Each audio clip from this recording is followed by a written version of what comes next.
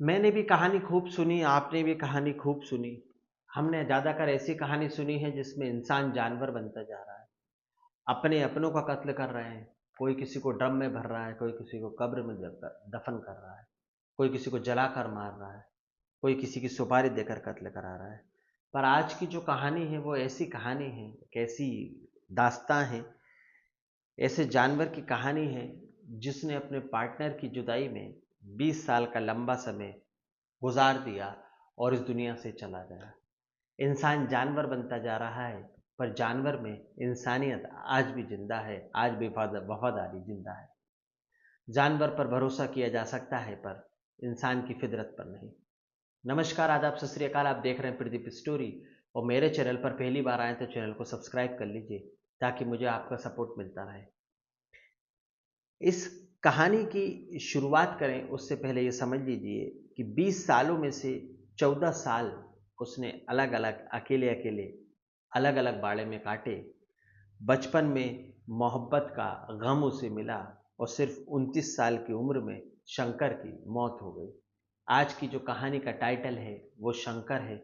शंकर एक हाथी का नाम है और जिसने एक प्यार की मिसाल पेश की। जब इस कहानी को आप सुनेंगे, समझेंगे तो आप भी सोचने पर मजबूर हो जाएंगे। अफ्रीका से लाए गए हाथी का एक बच्चा था जिसको नाम दिया गया शंकर। अब शंकर नाम क्यों दिया गया? 1998 में 1998 में भारत के राष्ट्रपति श्री शंकर दयाल शर्मा जी थे। वो जिम्बाब्वे के दौरे पे गए और वहाँ पर उन्हें गिफ्ट में ये हाथी का बच्चा मिला, जिसे दिल्ली के जू में रख दिया गया और उन्हीं के नाम पर इस हाथी को शंकर नाम दिया गया। हाथी अकेला कैसे रहेगा, क्योंकि वो अकेला अकेला अपने जीवन कैसे काटेगा, तो हाथी के साथ एक हथनी भी उसे दे दी गई और 1998 में भारत हाथी और हथनी दोनों को ला दिया गया। हाथी का नाम शंकर था और हथनी का नाम बुम्बैया। जिम्बाब्वे की एम्बेसडर जो थी उनकी पत्नी का नाम था बुम्बैया। उसके नाम पर उस हथनी का नाम बुम्बैया रखा गया। अब शंकर और बुम्बैया दोनों भारत लाए गए, दिल्ली के जू में रखे गए। दोनों साथ में रहते, बातें करते, अटकलें करते और अपना जीवन काट रहे थे। लेकिन दोनों की जो जिंदगी थी, दोनों की जो साथ था, बस 2 साल का ही था।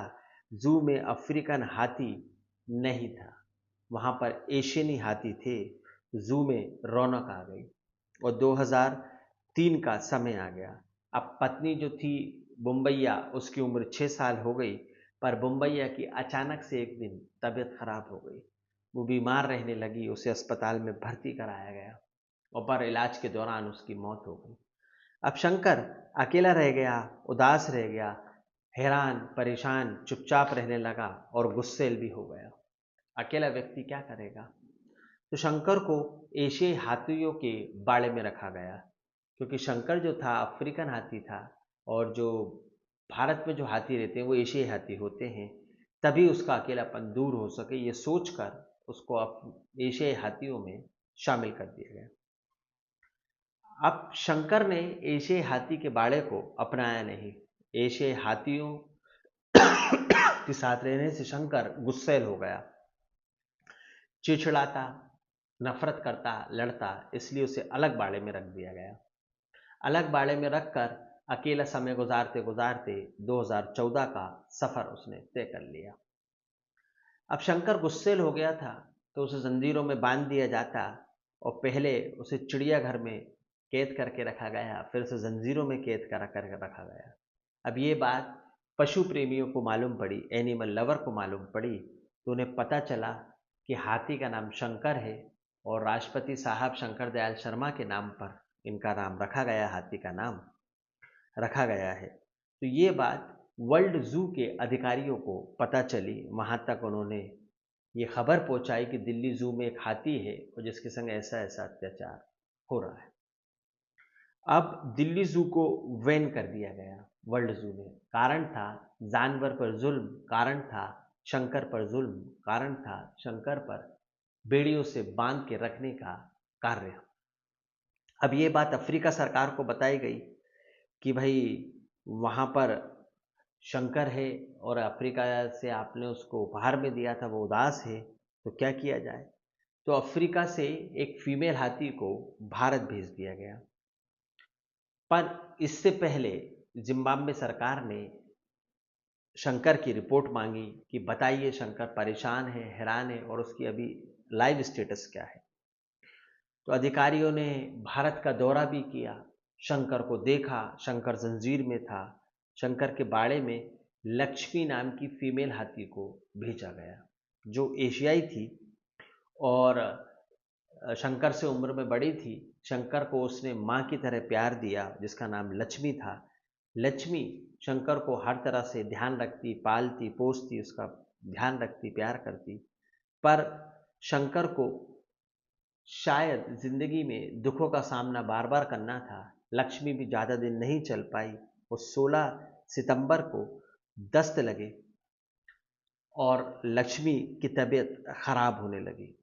और इसके कुछ दिन बाद ही 18 सितंबर को शंकर को उल्टी होती है, दस्त लगते हैं, तबीयत खराब होती है, उसे अस्पताल में भर्ती किया जाता है। और वो जब ठीक होकर आता है तो फिर बाड़े में भेजते हैं और फिर वो खड़े खड़े गिर जाता है। और इस बार शंकर गिरा तो उठा ही नहीं, शंकर की मौत हो गई। और जू पर तो पहले ही तमाम इल्ज़ाम थे कि भाई शंकर को उन्होंने बेड़ियों में बांध के रखा है, हैरान रखा है, परेशान रखा है, जुल्म करे हैं। तो शंकर की हत्या का मामला भी बहुत हाई प्रोफाइल हो जाता है।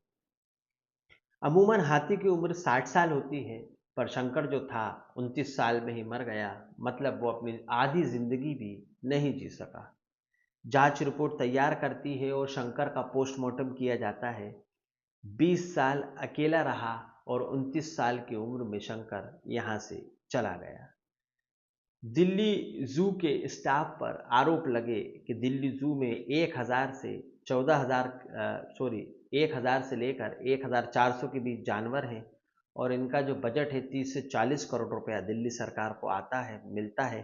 पर इसके बाद भी हम शंकर को नहीं बचा पाए। टिकट जो जू देखने लोग आते हैं उससे अमूमन हर साल 8 से 9 करोड़ रुपए की कमाई दिल्ली जू करता है, पर उसके बाद भी हम शंकर को नहीं बचा पाए। ये कहानी एक ऐसे हाथी की जो अपनी हथनी से बेइंतहा प्यार करता था और उसके मरने के बाद वो उसकी जुदाई को सह नहीं पाया। इतना लंबा समय उसने अकेले गुजार दिया और उसकी याद में, उसकी तन्हाई में वो इस दुनिया से चला गया। इंसान तो हमें मोहब्बत का मतलब नहीं सिखा पाए, पर वो जानवर हमें मोहब्बत का मतलब सिखा गया। वो तन्हाई में, याद में इस दुनिया को छोड़कर चला गया, पर उसने एशियाई हाथी किसी अन्य व्यक्ति को नहीं अपनाया। ये थी कहानी एक ऐसे जानवर की जिसने प्यार की मिसाल पेश की। शंकर नाम के हाथी ने बता दिया कि मोहब्बत नाम की कोई चीज़ होती है जिसके इंतज़ार में दुनिया से व्यक्ति जा तो सकता है, पर दूसरे व्यक्ति को बदल नहीं सकता। ये थी कहानी, मार्मिक कहानी, दिल को छू लेने वाली कहानी, शंकर की कहानी, एक हाथी की कहानी जिसने सिखाया मोहब्बत का मतलब क्या है। कहानी अच्छी लगी तो लाइक करें, चैनल को सब्सक्राइब करें। अगली कहानी, अगली वारदात में फिर मुलाकात होगी। जब तक के लिए राम राम, दुआ सलाम, जय हिंद, जय भारत। अपने विचार मुझे कमेंट्स में ज़रूर बताइएगा। अगली कहानी लेकर मैं जल्द फिर हाजिर होऊंगा आपके सामने। जब तक के लिए आज्ञा दीजिए। नमस्कार, जय हिंद, जय भारत।